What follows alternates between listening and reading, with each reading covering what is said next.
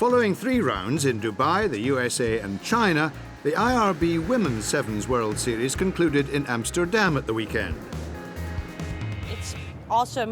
We're gonna play for our home crowd, and a lot of friends and families have been wondering what we've been doing. Rugby is not really known sport here, and now finally we can show them what it's all about and play against the best team in the world, and everybody is here, and it's a great city and a great tournament. It's been a fantastic series so far. Now the women have a World Series like the men to compete in, and that's a very important part of our investment and strategic investment towards the Olympics in Rio in 2016, giving the girls the platform to now compete on the international stage on a regular basis. They're investing significantly in their own programs.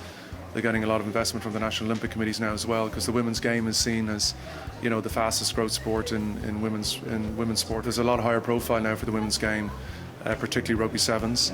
And with the Rugby World Cup Sevens itself in Moscow at the end of the month now, the series has proved to be a very good pathway for the teams to prepare and to be in a good condition to compete in Moscow at the end of June. With victory in 2 of the previous 3 rounds, New Zealand, seeking to emulate the achievements of their male counterparts, came into the Amsterdam tournament holding an 8-point lead over second-placed England. It's definitely extra motivation. I don't think pressure. The only pressure that we have is the pressure that we put on ourselves. So, yeah, awesome work from the guys, and we definitely want to make it a clean sweep with the women as well. I think if you watch a game from 4 years ago, you wouldn't think it's the same sport. It's so much faster, the skills are so much better, the fitness level, the speed, everything, has changed, has gone up. It's huge. You know, it's showing that we are good enough. You know, we've got the fan base, we've got the interest worldwide, and we're going towards, massive things, World Cup, Olympics. It shows that, we're here, look at us, we're decent. Having both come through day 1 unbeaten, New Zealand and England continued their fine form by winning their quarter-finals against Spain and France, respectively. The surprise result of the quarter-finals was Russia's recovery from a 10-point deficit to claim victory over Australia, who were 3rd in the standings at the start of the tournament.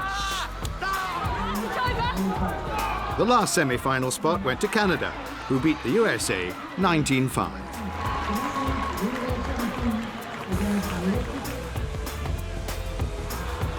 In the first semi-final, Russia put in a strong performance against New Zealand, but went down 24-10 after 2 second-half tries secured top place in the series for New Zealand.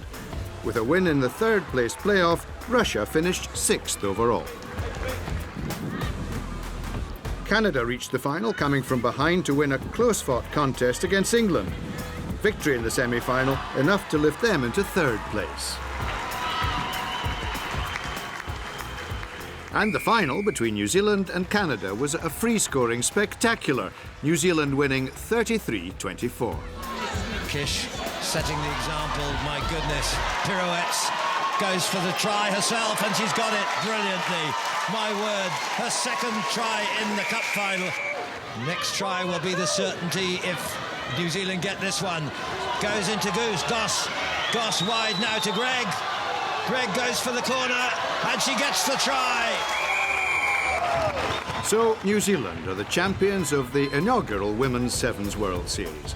With 3 victories from 4 tournaments, they finished 14 points clear of their nearest rivals, England, and will be strong favourites for next month's World Cup.